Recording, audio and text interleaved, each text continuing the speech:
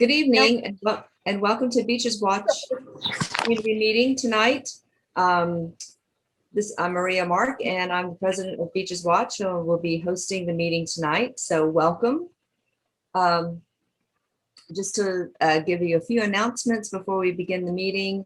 We will be recording this meeting so you can see the video tomorrow on our YouTube channel, Beaches Watch 2012.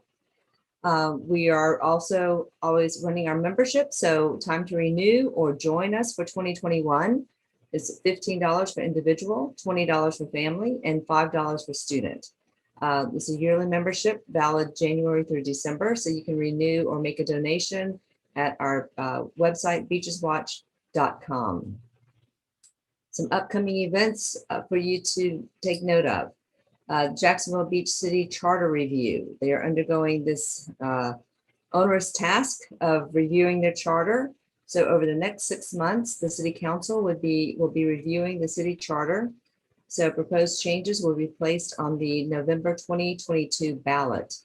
Citizens will be allowed to provide public comment prior to each review meeting. So view the charter and the charter view schedule here at beacheswatch.com. JB Charter Review. The Beach Marine Development Proposal. This is going to be on Monday, May 24 at 5 p.m. A meeting will be held to discuss proposed development changes for the beach marine property. The meeting will be held at the City Council chambers. Atlantic Beach Public Parking Workshop. This is going to be held on Thursday, May 6th, tomorrow at 5:15. This will be in the Commission Chamber. The topics will include the myths of beach renourishment parking count, paid parking at beach accesses, parking enforcement, resident only and no parking zones, and more. So hopefully this may clear up some confusion that we've had regarding the parking, particularly at the Beach Town Center. So again, that's tomorrow at 5:15. No Litter Sherlock campaign.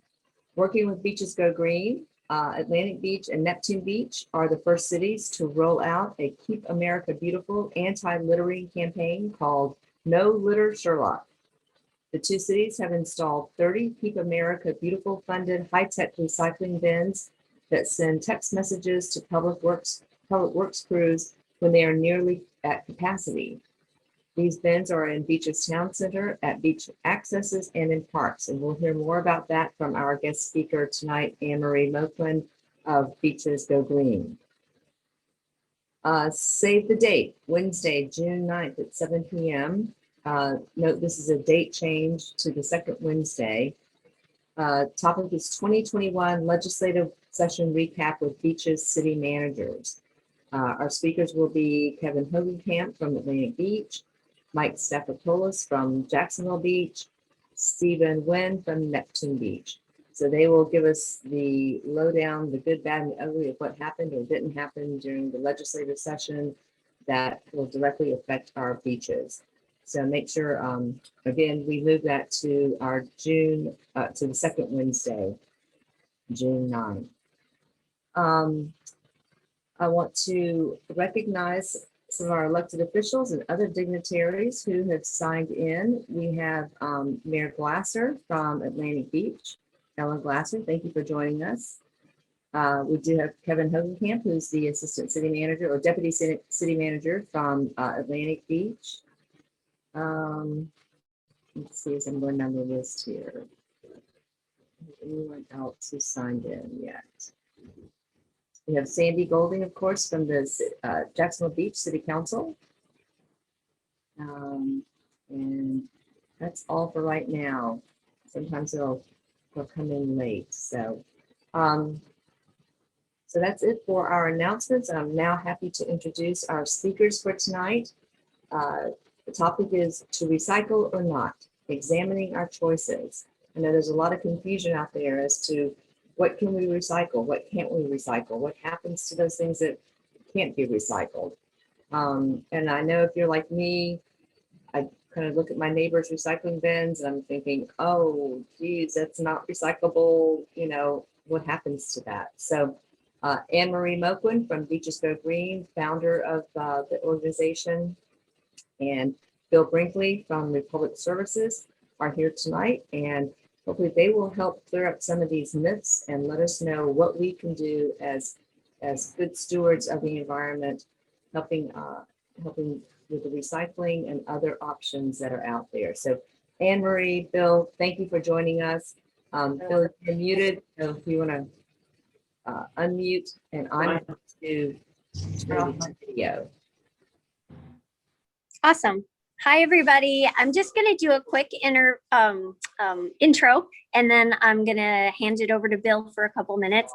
I'm Anne Marie Moquin with Beaches Go Green. I started Beaches Go Green in June of 2018.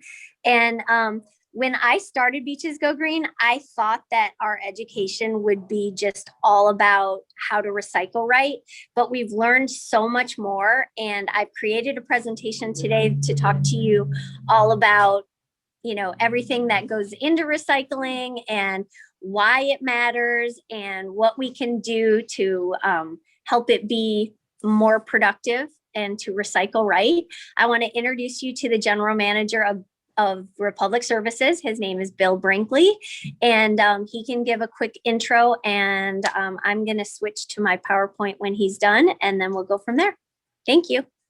Thank you, Anne Marie. Yeah, Bill Brinkley. I'm born and raised in Jacksonville, Florida. Grew up out in the Beaches area, San Pablo Elementary, Fletcher Middle, and Fletcher Senior High, and graduated from the University of North Florida. I've been in the waste and recycling business since 1995. Recently came back to the North Florida market in January of 2017 after some travels with my company. We do have the recycling facility that processes all the recycling material collected residentially and all the beaches, Nassau County, City of Jacksonville, Clay County, St. Johns County, and even some parts of South Georgia, the Brunswick area. I don't know, some of y'all may have seen, we did a big Earth Day campaign with News for Jacks. Really appreciative of their working with us, and they had a 9-day campaign leading up to Earth Day with the do's and don'ts of recycling. So I'm looking forward to answering some of your questions, and at the end of the day, our goal is to keep recycling simple. And hopefully after today's call, we can make it more simple than it is. It's all yours, Anne Marie. Okay, now I am going to go ahead and share my screen here. Hang on a second and bear with me. Play from start. Okay, so can everyone hear me okay? Is that good? Yes, I can hear you. Okay, good. I can hear you. You can hear me. I guess everybody can hear me, so that's good. Okay, so let me go to share screen. And here we go. All right. Can everyone see that? Can you see that, Bill? Yeah? Nod? Okay, perfect. Okay, so to recycle or not to recycle. So I felt like it was super important that I give you guys a background on recycling, and then I'm gonna let Bill speak to specifically what's going on in the Jacksonville market. So all the waste that we produce, it goes one of three places. First, it goes to the landfill. Republic Services obviously picks up waste for going to the landfill as well as the recycling plant. Bill is here today to talk about the recycling and sorting plants. And on the right, you'll see some of our waste goes to the recycling plants. And unfortunately, some of it ends up as litter in the ocean and on the side of the roads. One of the things that's super important as the founder of Beaches Go Green to talk to you about is I feel like we have a very convenience-based lifestyle, and a lot of us purchase and use a lot of items and create a lot of waste to keep our fast-paced lifestyle going. And so that's what I mean by conscience over convenience. There's a lot of things that we can do to choose reusable over single use to prevent the waste before we even get to the point of recycling. So the first point I wanted to make is there is no away. Your waste goes somewhere, whether it goes to the landfill or if it goes to the recycle plant or it ends up on the side of the road, it's going somewhere. Americans produce on average 4.5 pounds of trash a day currently. And that is, that used to be 2.68 pounds in the 60s. So you can see how our fast-paced lifestyle has changed, and it has really become about a lot of single-use products, which make up a large part of our waste stream. The EPA estimates that 75% of our waste is recyclable, yet only 30% is recycled nationally and 9% of the plastic that we consume. I feel, and I'd love to just point this out, is recycling is a good feeling. It feels like something good to do for the environment, but it also enables us to keep buying and consuming the things that we could probably be replacing in the first place. So we encourage you to choose reusable over single use and not buy all the single use items that are recyclable. All right, next slide. Oh boy, what's happening? Okay, here we go. So why do we recycle? We recycle for a lot of reasons. By the way, I put all these random fun pictures just to keep it kind of fun and light and relevant. A lot of people recycle because we care for the planet. We want to make a positive difference. Some of us feel like we're empowered when we recycle, like I'm actually doing something. But others of us feel peer pressured, maybe by our family or our friends. And some people recycle because they have to pay for it in their municipal bill and they feel like they might as well do it anyway. But we want you to do recycling as a last resort of your whole process. We want you to make better choices up front, and recycling is a valuable thing, but it does have some challenges. So the biggest challenge that the recycling market has, and Bill can add to this later, but there's a lack of education. 62% of Americans polled are not sure if they recycle right. If you look at city to city, there's no consistency across programs.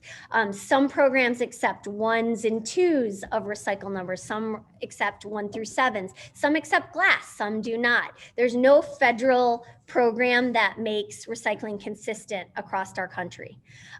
Wish cycling is another one. If you're familiar with the term, it means that you're hoping something's recyclable, so you're just going to go ahead and throw it in just in case, and you're going to let the recyclers decide.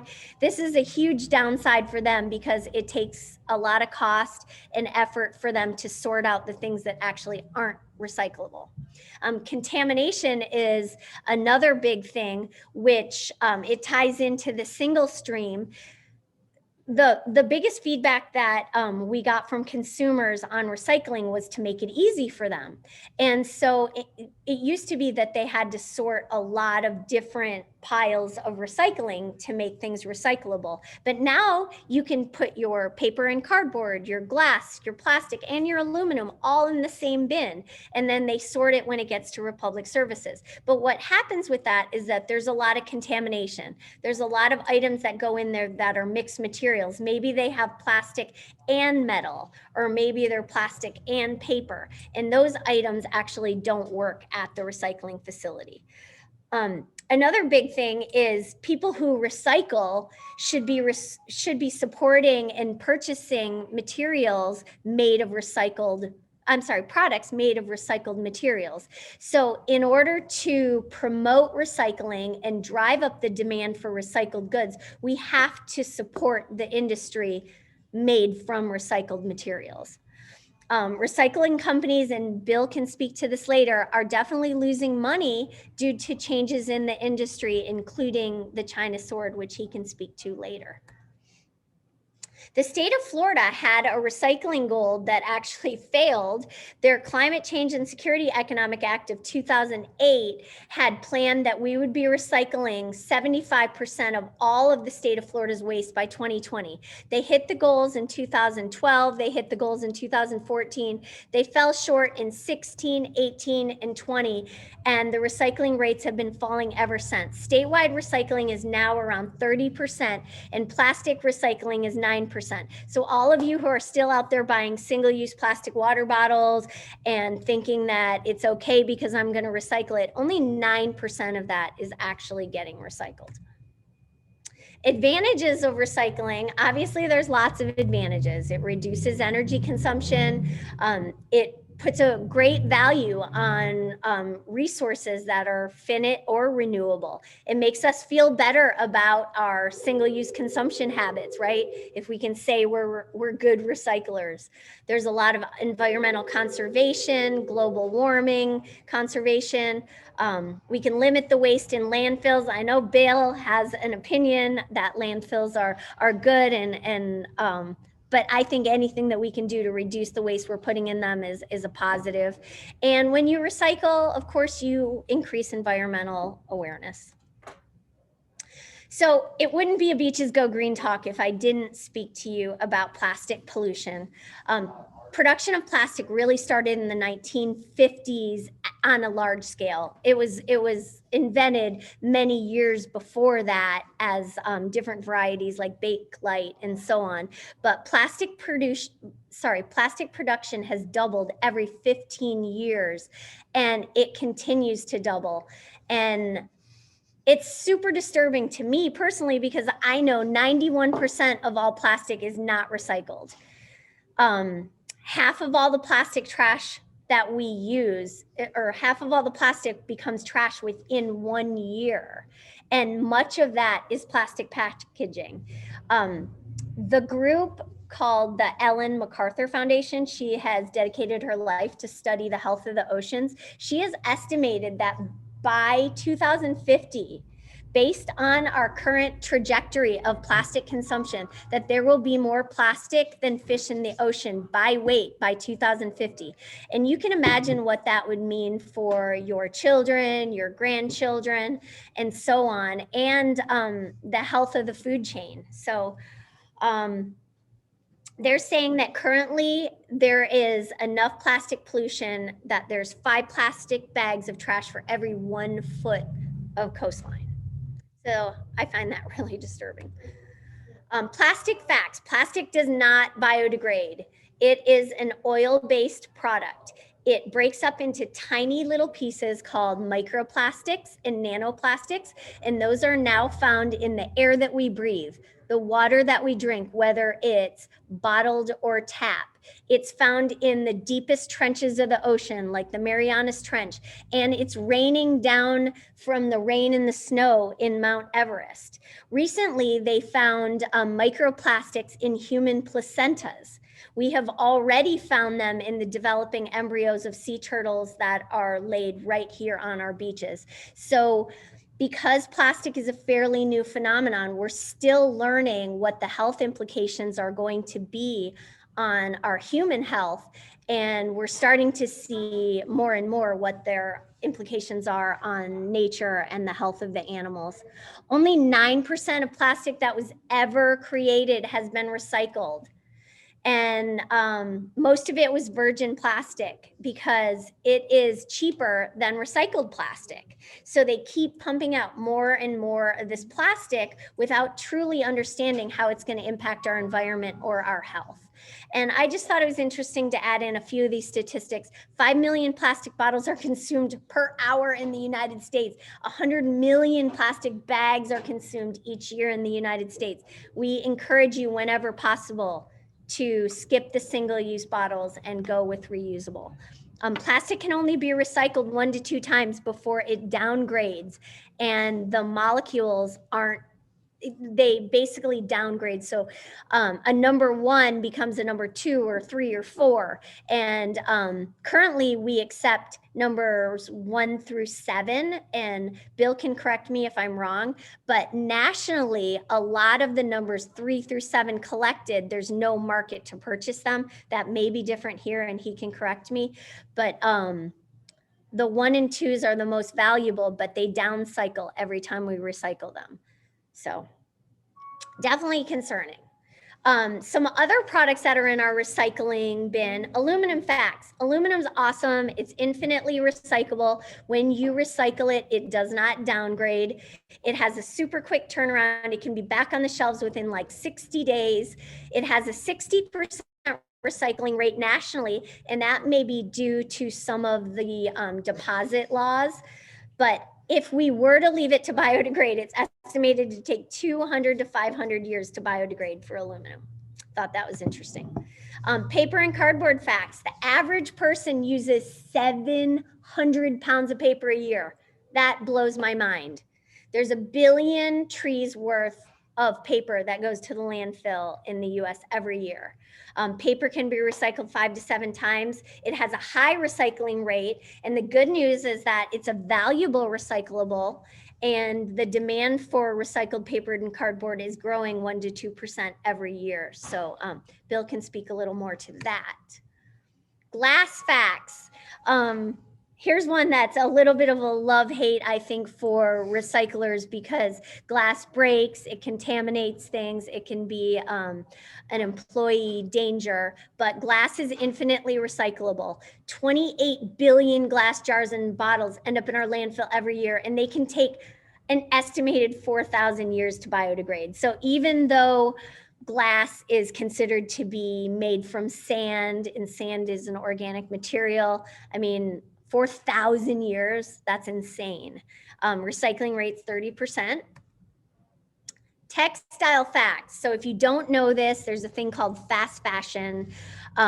It pumps out massive amounts of clothing and fashion. The textile industry is the second most wasteful industry next to the oil industry.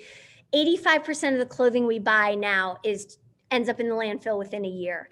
And you may be thinking, it's okay, I donate mine to Goodwill or to Mission House or to wherever, but most of that ends up going to the landfill because there's such an overabundance of the amount of clothing that is donated that there's just no use for it. The average American throws away an astounding 70 pounds of clothing a year.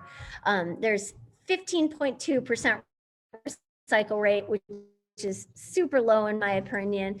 And depending on the makeup of the clothing, many of the clothing that we make today are plastic based, like the spandex pants and the yoga pants and the jeans that have the stretch. Those are going to take even more than 40 years to biodegrade. So that's textile. Food waste. Nearly half of all the food produced in the US is wasted, which is insane. It's insane that we even have anyone going hungry. We need to manage that better.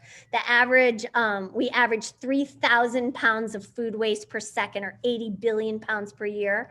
94% of that ends up in landfills, which increases the amount of methane and CO2 that's produced from the landfills, but that's a whole nother conversation. Food waste makes up 22% of all municipal waste, and only 5 to 6% is composted back into healthy soil. So, you know, what you can do in that case is to have a home composter and just do what you can to capture that waste. The last part of debris or recyclables that the state of Florida looked at was the construction and demolition debris that can be recycled. And it's often very difficult to manage because it's mixed materials, especially in a demolition scenario. 75% is concrete or asphalt. And there are concrete structures that have lasted more than 1,000 years. So you can imagine how long that would last and how much space that takes up in our landfills. So back to recycling. How you can make a difference is to educate your friends and family on using less and recycling right. Know that curbside recycling is meant only for the most common items, the cans that you get from soup, the cardboard that came from your packaging, the paper that came maybe from your office, the plastic that, mostly single-use plastic water bottle, honestly, and beverage that is thin enough to poke your finger through should not go in your curbside bin. So we have tons of local programs that you can participate in that handle specialty items like your grocers, bag recycling, hazardous waste drop-offs. Groups like Eco Eclectic participate in many of the TerraCycle programs where there are hard to recycle items that you can drop off. So remember, recycling is a small part of a bigger solution. And the biggest message I want to get out today is because recycling is really just a small piece of the biggest puzzle. Bill, do you want me to talk about empty, clean, and dry and keep it loose, or do you want to take over from here?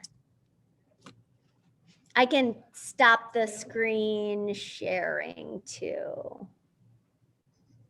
I mean, you're doing a great job, Anne Marie. I don't even know why I'm on this call. I mean, Well, thanks, Bill. Do you want me to keep going? go, girl. I was trained by the best, right? Okay, so empty, clean, and dry. So what that means, these sayings that we have here are some of the biggest things that Republic Services and other recycling companies want you to remember. The reason that we say empty, clean, and dry is because we're in a single stream mixed recyclables. And say you put your soup can and it still had soup in it. When you throw it in with your paper and cardboard, it's going to contaminate the paper and cardboard. It's not that it's harming the aluminum can, it's really the other recyclables that are mixed in with it. So empty, clean, and dry. Always rinse out your recyclables and keep them dry so that they don't contaminate the valuable paper and cardboard. Keep it loose is something that I was doing wrong for many years before I even started Beaches Go Green. I thought I was helping out by bagging my recycling, and bagging your recyclables actually ends up sending them directly to the landfill. You always want them loose in your recycle bin. Bagging your recyclables poses a safety hazard for the sorters. The sorting line, if you haven't been to Republic Services, it goes by at a very rapid pace, and they have to make split-second decisions of what's recyclable and not, and pull things off the line. And they don't have time adding things. So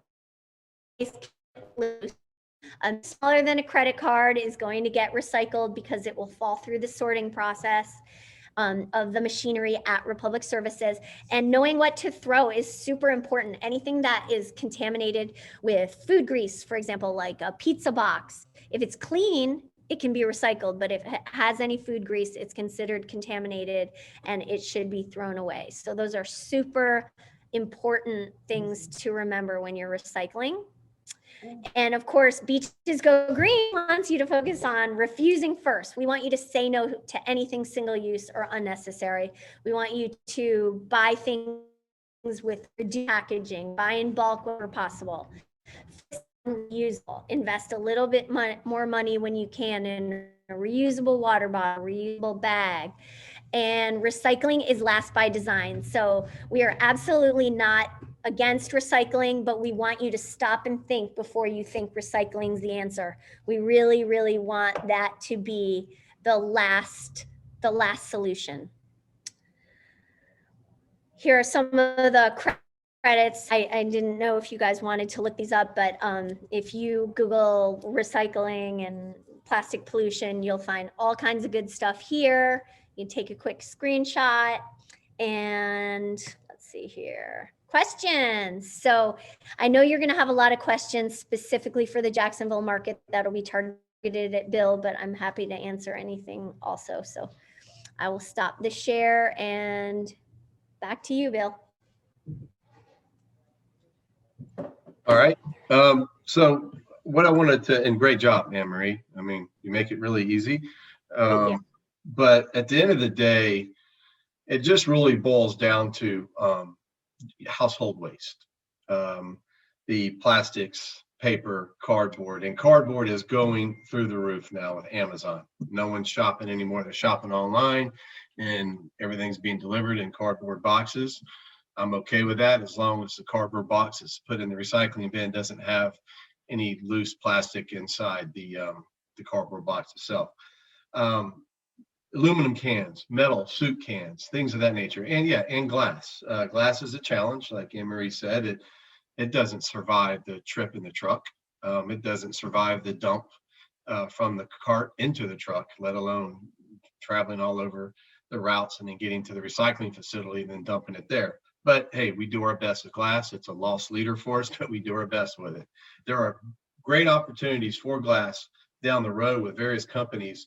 One opening up somewhere in Central Florida that will be using glass as, product to put in asphalt and things of that nature. So, we're keeping our eye on that. But if I could, and part of my Earth Day ads and interviews and everything was, if I could just eliminate one thing, it's the and Anne Marie, she said it best. She was guilty of it, and so many people are. I'm bad about going to folks' houses for parties and auditing their recycling bin, and the recycling bin looks fine, but the problem is the bag it's in that they seal up, and even if it's a clear bag, they really think they're doing a good job, and they put it in the recycling bin.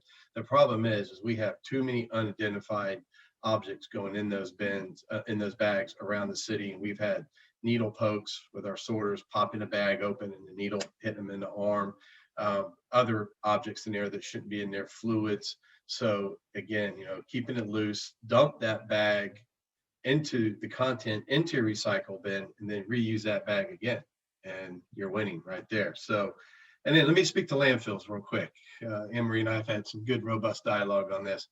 And landfills are managed better than they ever have been. Our landfill in Las Vegas produces gas that creates electricity that lights a city. More and more landfills are doing this. They're lined. The water, the leachate, as we call it, that's any water that touches trash becomes leachate, is managed.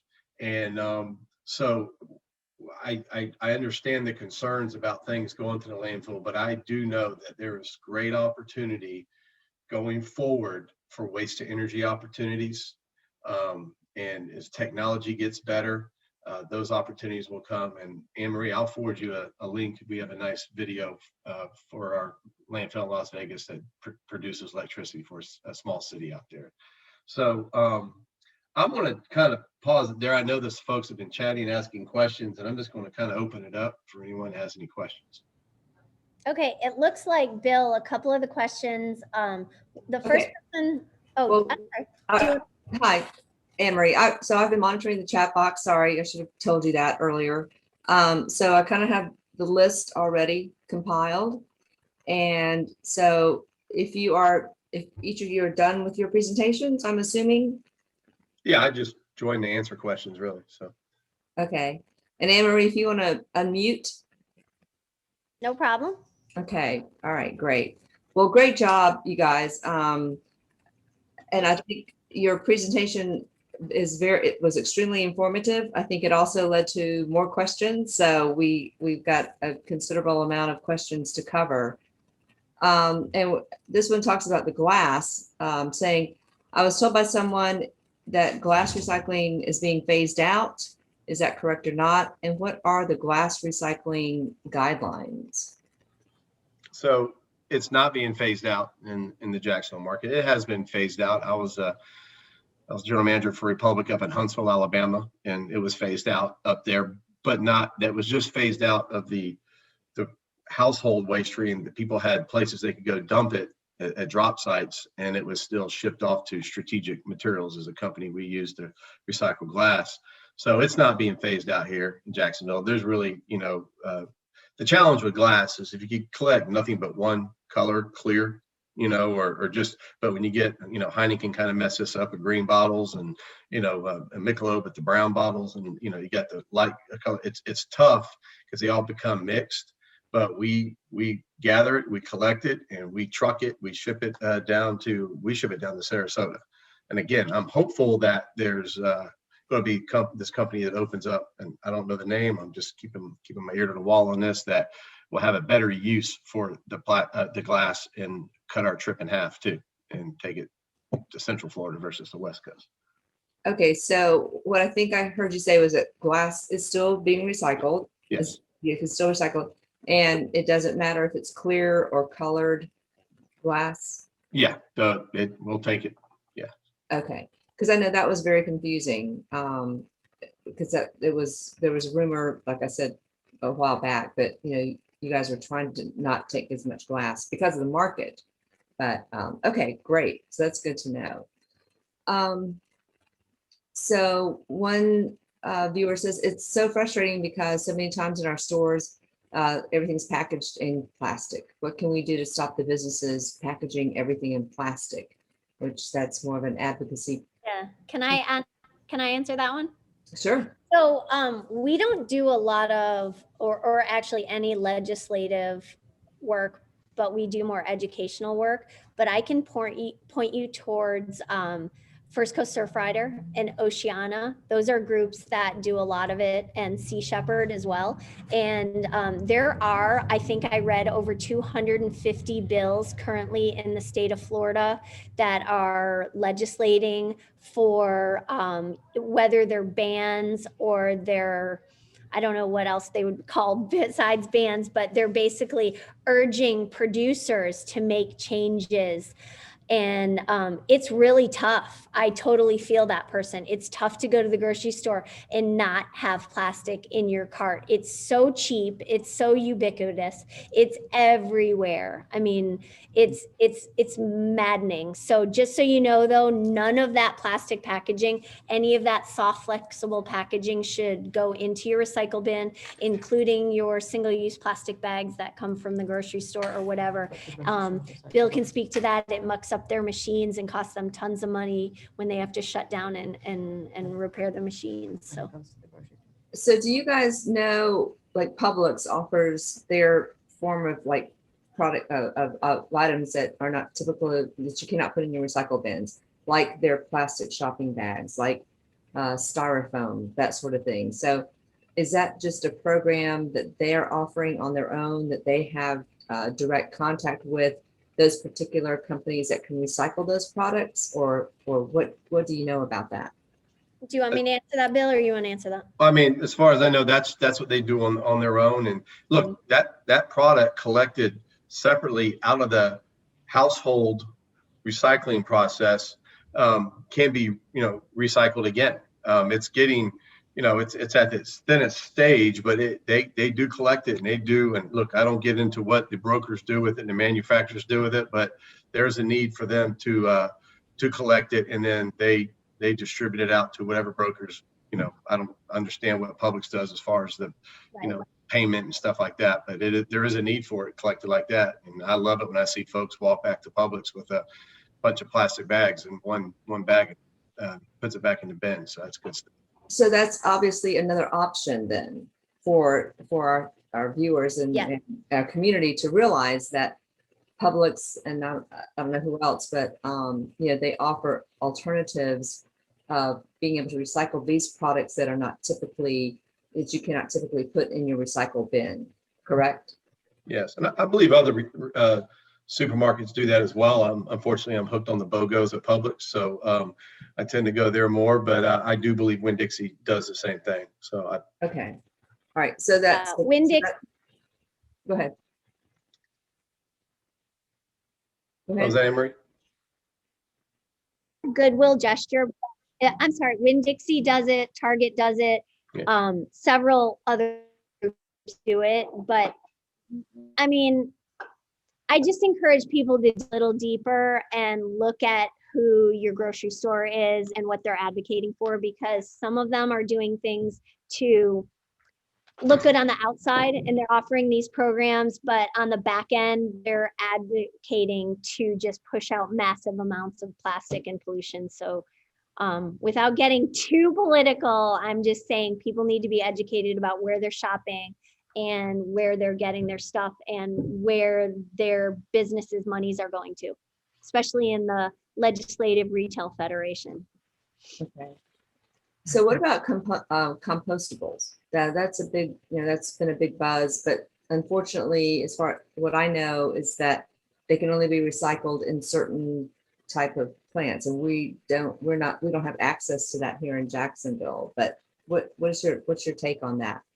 Well, composting is an opportunity, but it's also another expense for the resident taxpayer. I mean, if they want to go that route, there's going to be another collection process and another processing. So I know composting is, probably a little more out in California and things of that nature, but there's got to be the willingness to pay for it.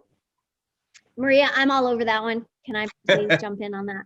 Okay, so Sure. let's talk about the difference between backyard compostables and commercial compostables, because what's happening here in our market is that tons of businesses think they're doing the right thing and they're actually being greenwashed, because a lot of these products that are labeled as compostable are actually in small print, only commercially compostable. We Right. don't have that here. Right. And even if we did launch that here, let me tell you, we haven't gotten recycling right.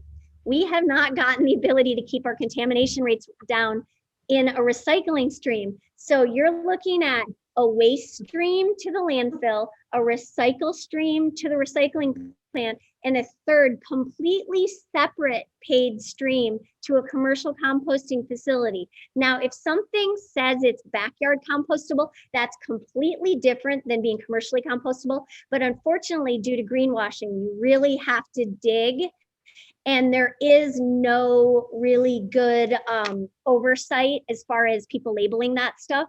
So it's really frustrating. A lot of businesses who think they're doing the right thing are actually paying a premium to get their commercial compostables ending up in the landfill. And Bill, hopefully you can speak to this, but I thought that if some of those commercial compostables ended up in your recycle stream, they were actually contamination and mess up your recyclables because they're not clean, true plastics. Correct? Yeah, they're not compostable materials, not on our list of acceptable recyclable materials. So, Well, then Right. what incentive is it for restaurants to move from styrofoam to what it appears to be, compostable, made out of compostable material or recyclable? Is that are those alternatives actual recyclable in recyclable stream that we have? Yes. Okay, so let's talk about that. First of all, you're bringing up like some of the most irritating things that, I mean, they're very important. But styrofoam, polystyrene is a nightmare. Right. It is, not only is it horrible for our health, it releases styrene, which is a probable human carcinogen. Right. But it's we also super understand cheap. that it's so bad, Yeah. but the It's alternative bad. that restaurants are trying to move to get away from that are those alternatives, are those recyclable within our It needs to be recyclable paper stream? or aluminum foil. I'm sorry? If you go with aluminum foil, and correct me if I'm wrong, Bill, but as long as someone recycles clean aluminum foil, you can accept that. we'll take it. So when I'm at a restaurant and they want to give me polystyrene or styrofoam, I always ask them. They usually have those pre-cut sheets of aluminum foil. You can make your own little container and then you can just wash it out and recycle it. But the best bet is to do something more sustainable like paper, but know that even those paper to-go products are typically lined in wax or plastic, making them non-recyclable, so they become waste. So, I mean, I've had this argument a lot of times. The commercially compostable items that are plant-based, corn-based, sugar-based, whatever, at least they're coming from a sustainable source, but they're not creating any less waste in the long run. Wow. Do you see what does that make sense? Yeah. Yeah. I'm Okay. just getting excited. I'm not trying to Well, attack you, Maria. And I appreciate that, but I feel like the restaurants are trying to move to doing the right thing, but then if it doesn't really add up to that, then it sort of defeats the purpose. It's so frustrating. And then like when I see it, like we try to tell them, but it's frustrating for them because then they already invested a bunch of money thinking they're doing the right thing. That's why greenwashing is such a big deal. Like it's not, Right. it's a non-regulated industry. You can put recycling on virtually anything. You can put compostable on virtually anything, and Right. it doesn't have to be designated. So it's Well, unfortunate. okay, so let's move on to some of the more Okay. daily questions that we get for recycling. So things like envelopes that have the plastic windows. Do we leave the lids on the jars and on the bottles? Do we need to take the labels off of jars? I mean, breaking down the boxes, which I think we're supposed to break down the boxes, but you know, those kind of daily things that everyone's dealing with. Like, do I need to scrape the labels off? Do I leave the jar lid on? Do I leave the little lid on the plastic bottle? What's the deal on all So that? leave the lids on the bottles as long as they're empty. Okay. Break your cardboard down, because that just simply buys you more space in your recycling cart. So if you put a full box in there, it's going to take up a lot of space. So and then going back to and I remember the commercials in recycling first came out in Jacksonville in the mid to late 80s, or maybe even before that, I can't remember. But folks rinsing their containers out, and I do that. I mean, I don't sit there and scrub them, with soap and water, but just a good rinse, just to get whatever product is in there. And and I don't put a rag in there and dry it. I just upside down and then put the lid back on, and it'll be fine. So again, it goes just back to the empty, clean, and dry. So, and again, you don't have to dry it by hand and all that. Just as long as it drip dries, it's good to go. Okay. Let's see. That kind of takes care of some of those, a lot of those questions. Let's see, we have some other ones that come up. The Atlantic Beach website says condos can't recycle, but we figured out a way for ours. Is there a process in place for other condos that want to recycle? I'm not sure if that's within your purview or not, but I'm going to ask the question. Well, I mean, and I look at condos as a business, and so that's we do business with multiple apartments and condos throughout North Florida, and they want recycling. We set that up for them, and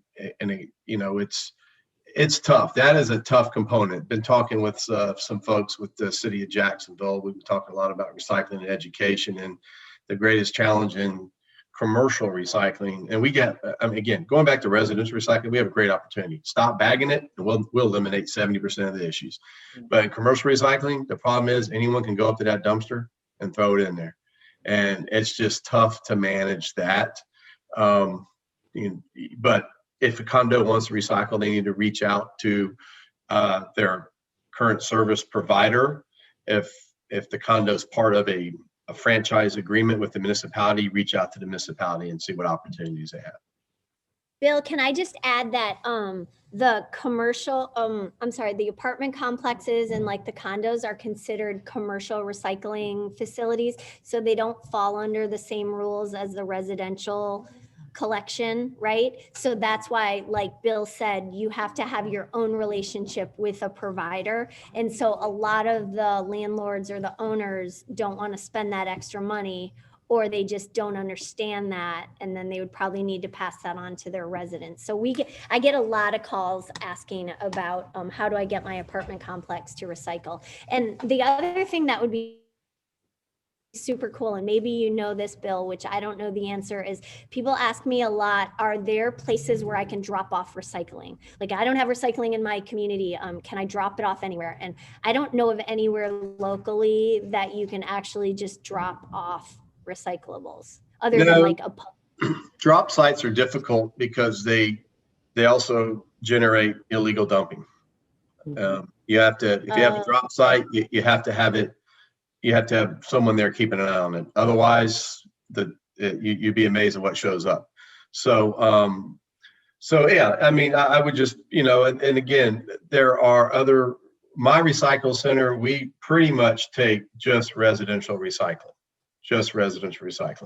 We're getting more Amazon. We've done some changes and some upgrades to start bringing on some more commercial recycling. But our number one goal is the residential recycling and to make sure we process that. And again, with residential recycling, the greatest challenge we have is it comes in about 25% contaminated.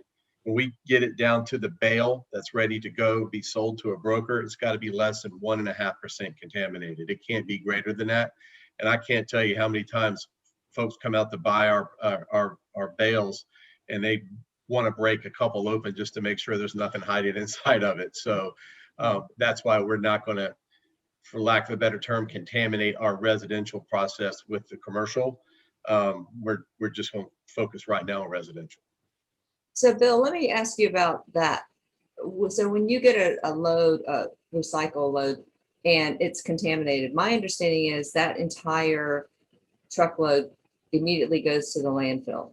No. What it does, and if you've never been, and again, the COVID madness of 2020 really hurt our tours. But once you come take a tour at our facility and we get back to doing that, it's very educational. But we have an auditor. So let's say a waste hauler brings it in and dumps it, and it's a bad load. And the auditor is taking her calculations, and she is coming up with the percentage of contamination. But we still run, because we're not going to load it back up and then take it to the landfill. We're going to run it through the system, because even if it's 50% contaminated, we're still going to pull the good out, and the bad's are going to go to the landfill. So we, unless it's just something completely out of control, and that just hasn't happened here, it goes up into our system. Okay, well, that's good to know. That's good to know, because we're wondering about, the tipping fees for that, because obviously we pay tipping fees for trucks that go to the landfill for, that sort of Yes. thing. And if that figures, if that has some kind of, if that's calculated into the tipping fee or something, over and above that.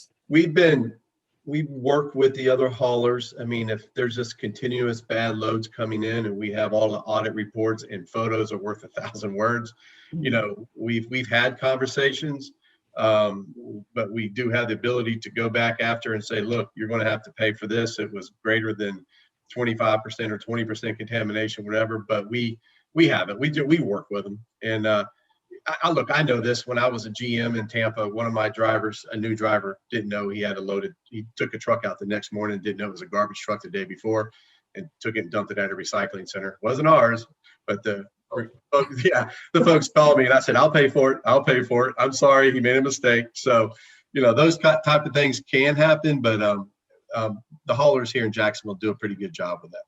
Well, that's good, because I was thinking, from the municipal side, obviously we're paying the tipping fees as the citizens, but if there's a way that, through working with our municipalities to really get that education out as to the proper way to recycle, to decrease that amount of stuff that's going to the landfill, it kind of, I'm thinking just from an economic standpoint. Oh, absolutely. Again, we promote recycling. Our website, Republic Services, recyclingsimplified.com. Our goal is to make this simple. It got too confusing when everybody started talking about single stream and 90% of, went back to the wish recycling, or 90% of what we touch can be recycled or reused.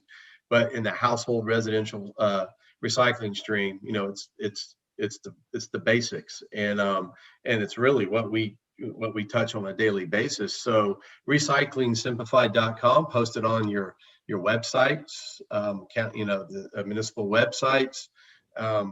We have to get back to more advertisements, more public announcements on TV. I mean, like I said, we started that off, we paid for it, but we started that off to try to get it going and get, City of Jacksonville, in understanding that, look, we're willing to do this. But I think, and it goes back to what I said, when recycling first started here, they had all kind of public announcements on TV all the time. It was very educational, and it just kind of disappeared. Right. So I'm hopeful and that this will crank back up again, in partnership between the municipalities, the TV stations, the hauling companies can get more education out there. Well, and I think that's excellent. And you had brought up something that I was going to bring up earlier, and that was the tours of your recycling center, because that is an eye-opening experience. So hopefully you'll be able to start, Yes, we again. do tours. I mean, we haven't been able to, but with the Duval County Schools, they would come out on regular basis, and just that we figured the best opportunity to educate are the young that are going to come up and help their parents recycle better. But that's all been put on pause. But again, recyclingsimplified.com, we're distributing that out there, and it starts with kindergarten level all the way up through high school, and it is very, very educational, and it's very simple to get. Awesome. Just to wrap this up, I don't know, this is more of a dissertation, but this question was submitted via email. The Wall Street Journal had an article last week on just that. The article stated that only 9% of the waste is recycled. Most of that was bottles, milk jugs, detergent bottles, containers, and packaging. In 2018, there were 14.5 million tons of waste and only 2 million tons were recycled, 13.6%. It stated that mostly it was number 1, 2, and 5 that were recycled. My recycle bin says 1 through 7. Number 6 is PS. This seems pretty discouraging. Does Publix recycle plastic bags? I think we addressed that earlier. They will take their grocery bags, that sort of thing. But how much of what we separate actually gets recycled, and if not, is put in the landfill? Which I know we've talked about that. Yeah, just to kind of speak to that. So the participation rate in North Florida, I will say in St. Johns County, it's easily 85%. And I don't know exactly what it is at the beaches, but I know in Jacksonville, the participation rate is easily 60%. Some municipalities have it every other week. City of Jacksonville does. I'm not sure what the beaches do, if it's weekly, but participation rate is gotten better. But the challenge we have is, and I spend a lot of time at the ballparks. I'm getting ready to leave to go to one now, pick up one of my boys. But is look in the trash bins at the ballparks. It is nothing but plastic bottles. And to Anne Marie's point, I think residents are doing they can do better, but what we're really missing out is, and what they've done with what Emory did, Beaches Go Green did with the containers in Atlantic Beach, more of that, so people know, hey, when I'm out walking on the beach, I got to do something. And again, and I'm guilty of walking into Emory's meetings with a plastic bottle in my hand, but I recycle them. I do it right. But at the end of the day, I think that's where we lose out a lot, and that's where we lose a lot of percentage of recycling. Is you take that plastic bottle and you get in your car and you go, where does it go from there? Yeah. If you're filling up your car with gas and you throw it in that trash can there, so we're missing out on those opportunities outside of the house. Absolutely. And real quickly, we're right at 7:57. I just want to find out do you have any kind of feedback or anything to mention about the recycling program with Atlantic Beach and Neptune Beach to keep America beautiful? Any progress, any numbers that you're able to share right now? So the only numbers that I've seen are our notifications that the bins are filling up. Unfortunately, the contamination rates seem pretty high. So we're hoping that talks like this are going to help educate the community.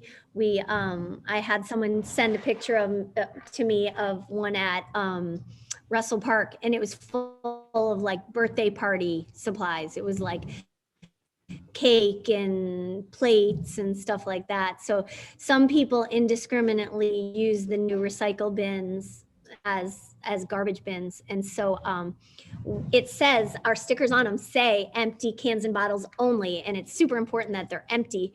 But we're just going to keep plugging away, and hopefully it'll make a difference. So okay, well, Anne Marie and Bill, thank you so much. This has been most informative. It certainly has cleared up a lot of questions that I've had, and I'm sure our viewers have had. Again, this is being recorded, so it will be available, and hopefully those who are not able to tune in, we will definitely be promoting this, heavily. It's so important.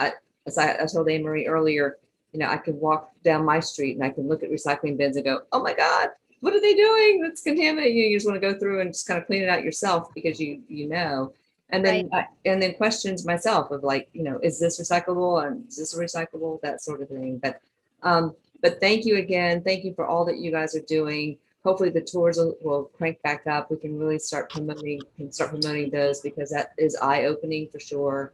And Anne Marie will continue to work with our municipalities, our elected officials, public works, everyone there to really get the word out, and hopefully get some educational ad campaigns out to just let people know. It's really about education. I don't think there's any malice here. It's just education and not knowing, Yeah. Maria, can I leave everyone with just one thought? I just want everyone to know, as important as recycling is as part of a bigger solution, recycling is not the answer. So we can't rely on it. We can't rely on it too heavily. We have to make better choices when we're at the store, and we have to stop all the single-use plastic, because plastic pollution is real, and it's a really big problem, and it's affecting our environment, and now it's affecting our health. So yeah, absolutely. Thank you. So thank you again. We really appreciate you coming on. Thank you. Happy Cinco de Mayo. It's Yes. not over yet. We'll do a shot for you later. All right. So Bye-bye. Thank you. thank all of our everybody. participants for zooming in. Again, if you don't mind, take just 2 seconds to fill out our meeting survey. Again, the recorded meeting here will be on our YouTube channel, Beaches Watch 2012. Follow us on Facebook and visit our website, beacheswatch.com. And thank you all for joining us. And we look forward to zooming with you next month.